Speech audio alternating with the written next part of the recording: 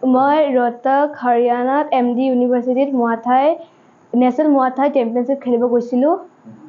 9 to 13 June আছিলে মানে গেমটো আৰু মই গ'ল পাবলৈ সক্ষম হৈছোঁ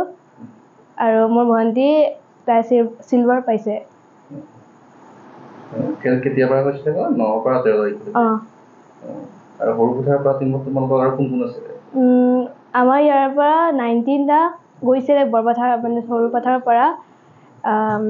আমি WMC আসাম ইণ্ডিয়া হৈ পেলাই খেলিছিলোঁ আৰু চবেই মেডেল পাবলৈ সক্ষম হৈছে আৰু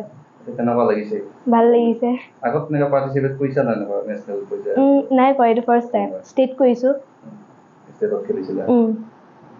ভাল লাগিছে খেলিছিলোঁ হাৰিয়ানা ৰোহতক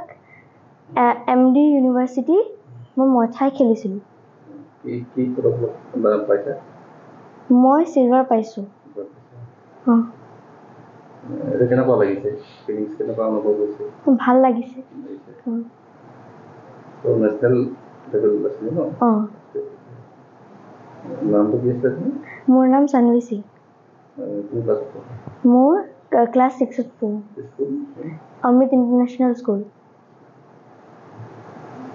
সৰুপথাৰ সমজিল্লাৰ কাৰণে এটা খুব গৌৰৱৰ বিষয় আজি সৰুপথাৰ সমষ্টিৰ পৰা 19 গৰাকী খেলুৱৈ মুৱাথাই যেটো চেম্পিয়নশ্বিপ হৈছিলে হাৰিয়ানাত ৰোহতকত 9 পৰা 13 জুন তাৰিখলৈকে তো সেই খেলত অংশগ্ৰহণ কৰিবলৈ 19 গৰাকী খেলুৱৈ আমাৰ পৰা সৰুপথাৰ পৰা গৈছিলে আৰু 17 গৰাকীয়ে গোল্ড মেডেল সিলভাৰ ব্ৰঞ্জ পাবলৈ সক্ষম হৈছে তাৰে ভিতৰত আজি আমি অসম স্বাধীন ছাত্ৰ সন্থাৰ প্ৰতিনিধি দল এটা আহি আমাৰ বৰপথাৰৰ অনন্ত কুমাৰৰ দুগৰাকী ছোৱালী পল্লৱী কুমাৰ